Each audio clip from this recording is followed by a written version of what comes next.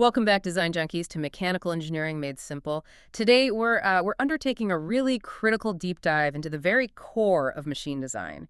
We're talking about the components that control motion, transmit power, and, most importantly, manage all the stress and longevity. That's right. Gears, cams, bearings, linkages, the works. A whole vocabulary. Our analysis is coming from some seriously dense engineering handbooks. I mean, they focus intensely on the geometry, the manufacturing, and the sometimes brutal calculations you need to make sure these things actually survive. So our mission today is really to pull out the functional essence of these parts. Yeah, and to show you why every single moving part is a small, hard-won victory against the physics of failure. What becomes immediately clear, and you see it right away in the sources, is that it doesn't matter if you're looking at a simple little detent or a, full-on aerospace actuator. The design is just this massive balancing act. Every millimeter, every angle, every material choice has to be absolutely precise. There's no room for error. Okay, so let's start with rotational power. Let's start with gears. The fundamental language of gears. Okay. And first, we have to define tooth size. That really splits into two major systems. Metric and US. Right. In the metric world, we use what's called the module. And it's actually pretty simple. It's just the gear's pitch diameter in millimeters divided by the number of teeth. Okay, straightforward enough. Right. But in the US customary system, we use the diametral pitch. And this is one that always trips people up. Oh, because it's inverse, right? It's totally inverse. It's the ratio of the number of teeth per inch of pitch diameter. So the physically larger the gear tooth is, the smaller the diametral pitch number becomes. It feels completely backwards. It does. But that's just how the ratio works. And that demand for precision, it flows right into the manufacturing process. You can't just cut the stuff out of a block of metal. No, absolutely not. To create a gear face that can withstand constant high load, you're talking about highly specialized operations. You need milling, then maybe hobbing for spur gears, or end milling and shaping for internal gears. And some things, like bevel gears, need their own specialized machines. Exactly. And it's not just gears. It's astonishing when you look at something like a standard roller chain sprocket. Right. They have to adhere strictly to ANSI standard geometry. The dimensions aren't just picked. They are derived from these complex equations based on the pitch, which we call P, and the number of teeth, N. So every single curve is mathematically defined. To the thousandth of an inch. I mean, take a half-inch PIX roller chain.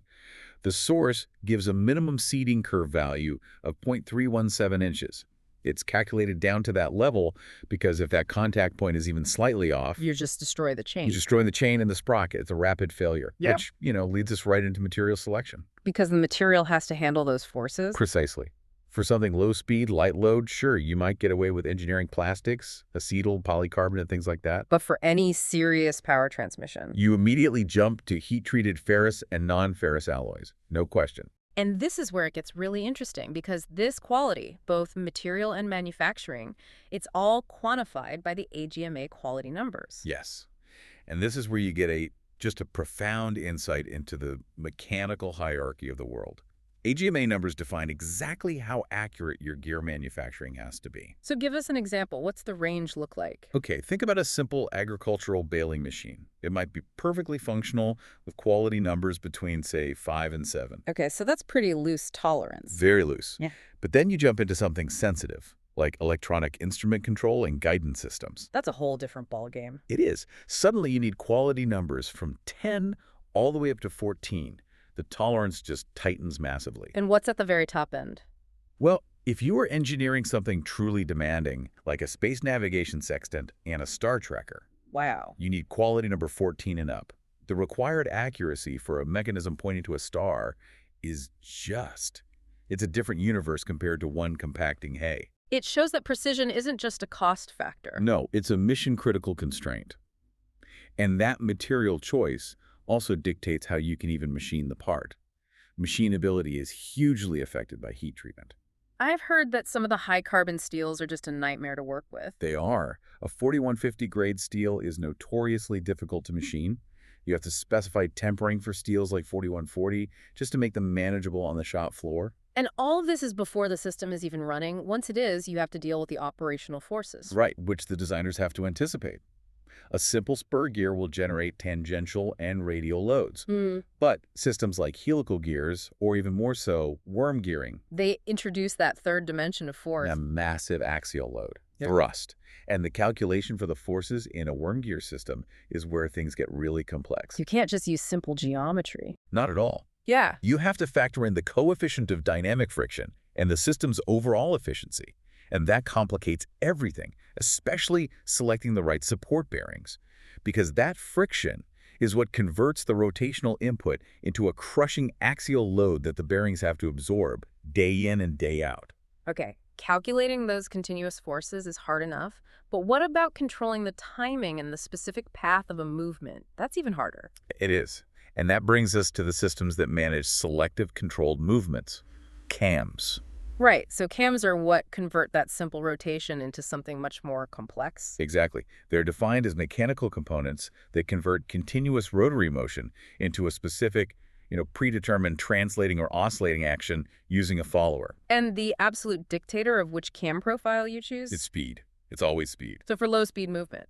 You might use something called a uniform velocity motion, but this is actually terrible because when the follower hits the flat part of the cam, it goes from zero acceleration to maximum acceleration instantly. It's like hitting a wall. The shock is incredible. And that shock is exactly what you're trying to engineer out of the system. 100%. Uniform acceleration and parabolic motions are better for moderate speeds because they smooth out that transition. But for any kind of high-speed application, you absolutely must use cycloidal motion. Why is cycloidal motion the go-to for high speed? Because it's the only profile that keeps the acceleration curve smooth. The shape is mathematically designed to ramp up and ramp down both the velocity and the acceleration gradually.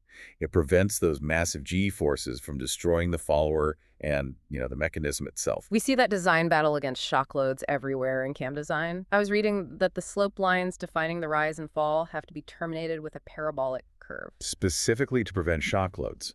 If you skip that tiny design detail, your follower mechanism will literally hammer itself apart.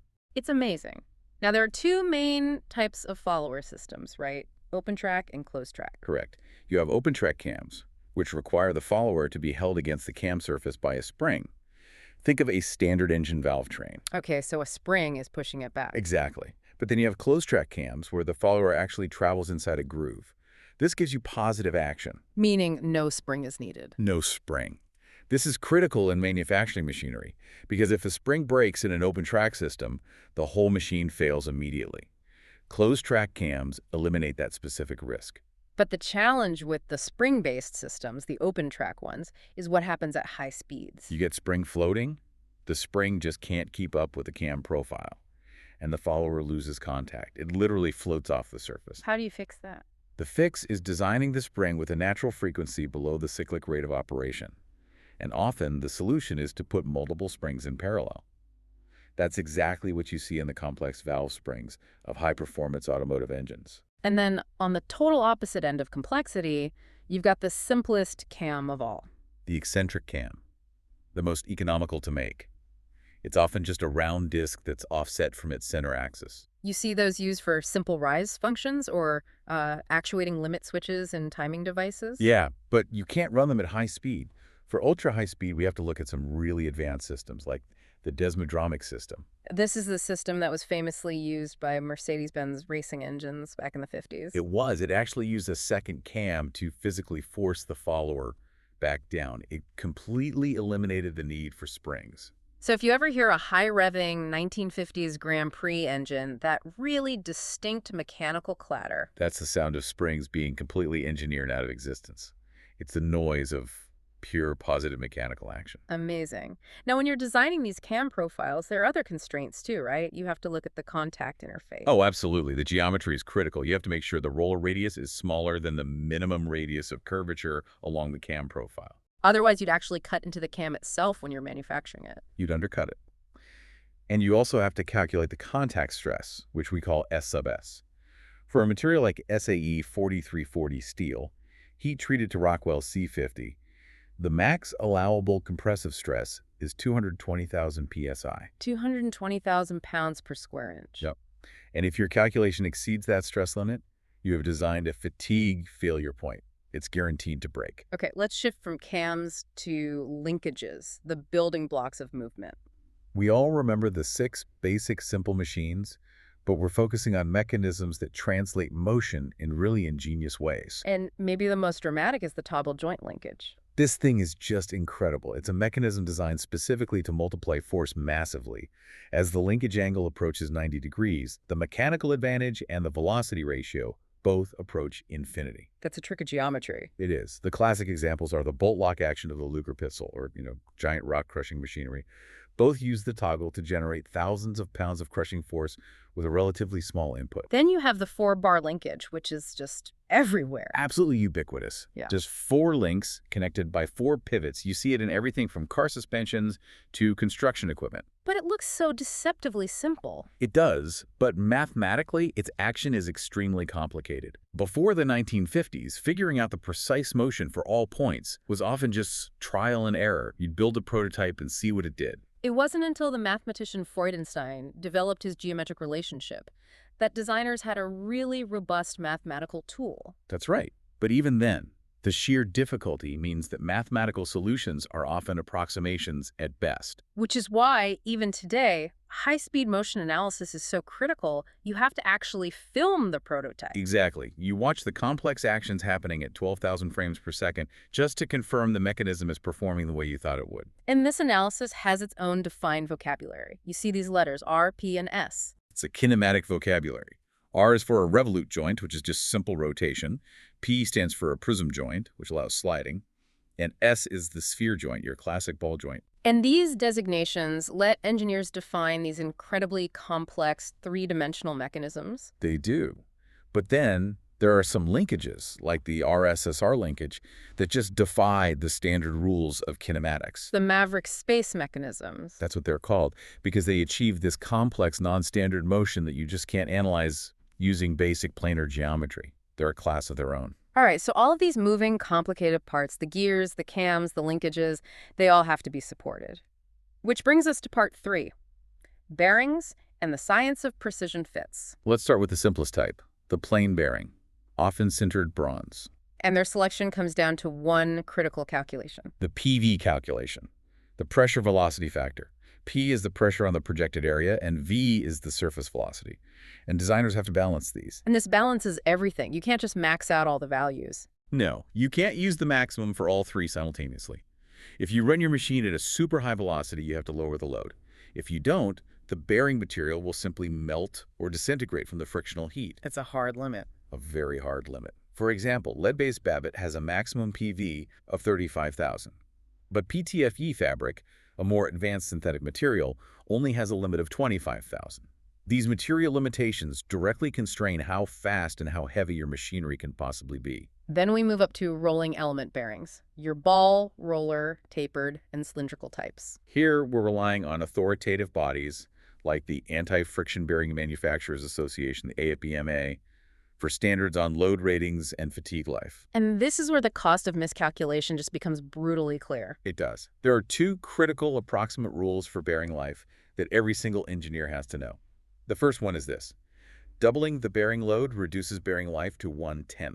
1/10, not half. 1/10. That is a monumental penalty for a small increase in load. It's huge. And the second rule is just as important. Doubling the speed reduces bearing life to 1/2. So controlling load and speed isn't just about performance. It's about controlling the maintenance schedule, the downtime, the entire life cycle cost of the machine itself. This sensitivity brings us to maybe the ultimate constraint in all of mechanical design, the precision fit. The fit of a bearing into its housing is often the last and most critical step. It really is.